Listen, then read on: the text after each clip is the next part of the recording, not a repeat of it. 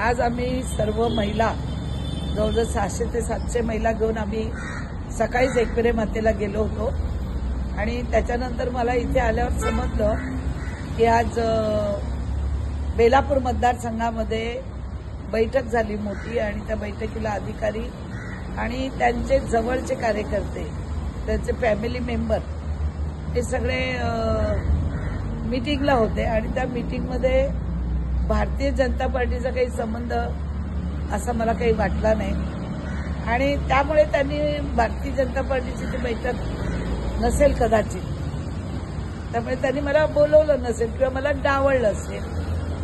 माझं एकच म्हणणं आहे की शेवटी बेलापूर मतदारसंघामध्ये कार्यक्रम घेत असताना स्थानिक आमदार मी आहे. त्या दिवशी विमानतळावर माननीय मुख्यमंत्री आणि उपमुख्यमंत्री दोघंही आले होते, तर चारही प्रभागाच्या आमदारांना तिथे बोलवलं होतं. शेवटी पक्षात एकत्रित काम करताना जे मोठी लोक असतात त्यांनी सगळ्यांना घेऊन जायचं असतं. त्याच्यामुळे मतदारसंघात येणाऱ्या ज्या निवडणुका आहेत त्याच्यात चित्र हे बरोबर जात नाहीये असं मला सांगावंसं वाटतं. मला आपल्या माध्यमातूनच कळलं की या मीटिंगला मला कार्यकर्त्यांना बोलवलं नाही म्हणून आणि त्यांचे फॅमिली मेंबर कार्यकर्ते उपस्थित होते आणि त्यांची काही ती नेहमीची तशी बैठक असते ही जग जाहीर आहे. पूर्ण नव्या मुंबईला माहिती आहे.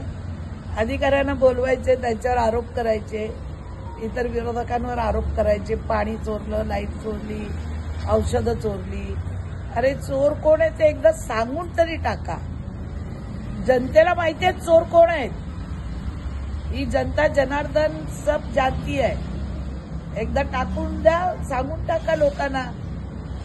हे रोज रोज अशा पद्धतीने बेलापूरमध्ये येऊन हस्तक्षेप करणं, वेगवेगळ्या पद्धतीने बोलणं, टोमणे टामणे मारणं, आता खूप झालं. आता आपल्याला निवडणुकीला समोर जायचंय, त्यामुळे हे असं वागणं बरोबर नाही.